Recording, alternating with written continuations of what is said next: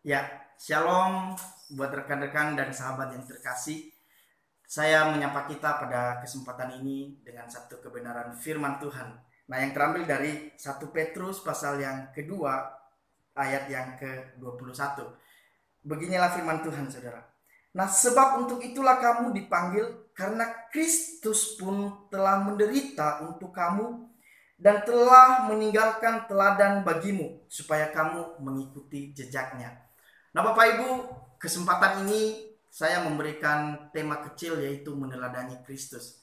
Nah, berbicara mengenai teladan, saudara, tentu banyak pengertian tentang teladan. Tetapi secara singkat saya mau katakan bahwa berbicara mengenai teladan itu adalah sebuah sikap, karakter, baik juga perkataan itu yang dapat membuat orang lain itu termotivasi dengan apa yang dilakukan oleh setiap kita, saudara. Bahkan juga kita bisa termotivasi dengan sikap, perbuatan, perkataan dari orang yang ada di sekitar kita. Itu yang disebut sebagai teladan. Sehingga ada satu kerinduan bagi kita itu untuk melakukan ya perbuatan, karakter dan lain sebagainya.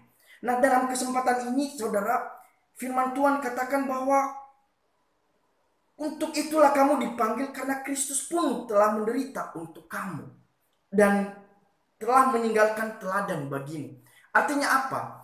Kita berarti harus belajar tentang teladan yang Yesus Kristus nyatakan. Kita mengikuti jejak daripada Tuhan Yesus Kristus. Nah, sebelum kita melanjutkan perenungan tentang teladan ini, maka saya ingin menyampaikan kepada setiap kita, saudara, berbicara mengenai teladan, maka sesungguhnya tidak semua sikap perbuatan yang dilakukan oleh Yesus Kristus itu kita tiru, saudara. Kenapa saya katakan tidak semua kita tiru? Mau tahu contohnya apa, saudara? Salah satu contohnya itu di dalam kisah bait Allah. Pada waktu Yesus Kristus marah terhadap orang-orang Yahudi pada waktu itu, dan dia obrak-abrik itu lingkungan bait Allah.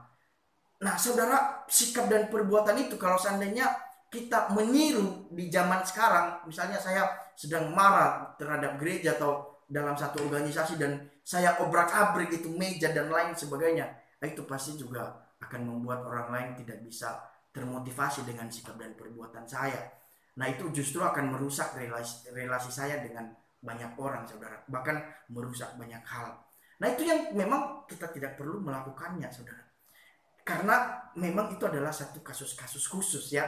Ya, kalau bicara mengenai kenapa Yesus Kristus melakukan itu, mungkin di kesempatan lain kita bisa belajar, saudara. Tetapi itu salah satu hal yang memang ya kita tidak perlu melakukannya. Tetapi banyak hal yang perlu kita lakukan, saudara. Banyak hal yang perlu kita teladani di dalam diri, di dalam pribadi Yesus Kristus. Yang pertama apa, saudara? Bahwa Yesus Kristus itu tidak berbuat dosa, dia katakan, dan tipu tidak ada di dalam mulutnya. Nah, artinya apa? Yesus Kristus datang ke dalam dunia, dia yang tidak berdosa itu yang menyelamatkan saudara dan saya, akan membuat saudara dan saya ini juga sebenarnya bergumul untuk keluar dari dosa-dosa yang mungkin selama ini memenjarakan kita, menggerogoti kita, iman kita, saudara. Sehingga kita belajar untuk keluar dari sana. Kenapa, saudara? Karena Yesus Kristus sudah mati bagi saudara dan saya. Ia yang tidak berdosa. Kita teladani bahwa kita juga sebagai manusia biasa yang memang berpotensi untuk jatuh di dalam dosa. Tetapi kita tetap berserah kepada Tuhan. Kita berjuang bersama dengan Kristus yang sudah mati kepada kita untuk bisa keluar dari dosa-dosa tersebut. Dan juga dikatakan di sana, tipu tidak ada di dalam mulutnya. Nah, artinya apa, saudara?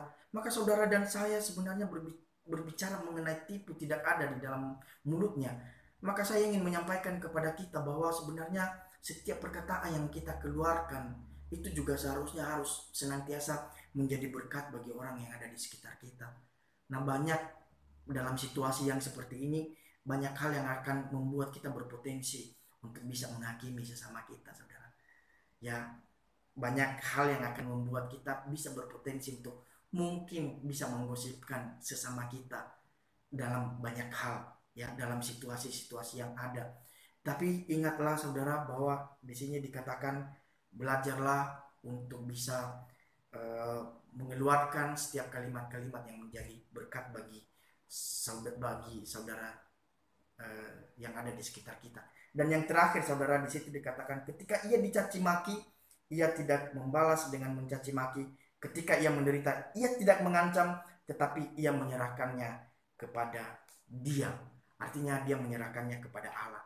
Nah, Bapak Ibu yang saya kasihi di dalam nama Tuhan Yesus Kristus, dalam aplikasi ini dikatakan bahwa sebenarnya di sini kita belajar juga untuk mengampuni, untuk mengasihi orang yang ada di sekitar kita.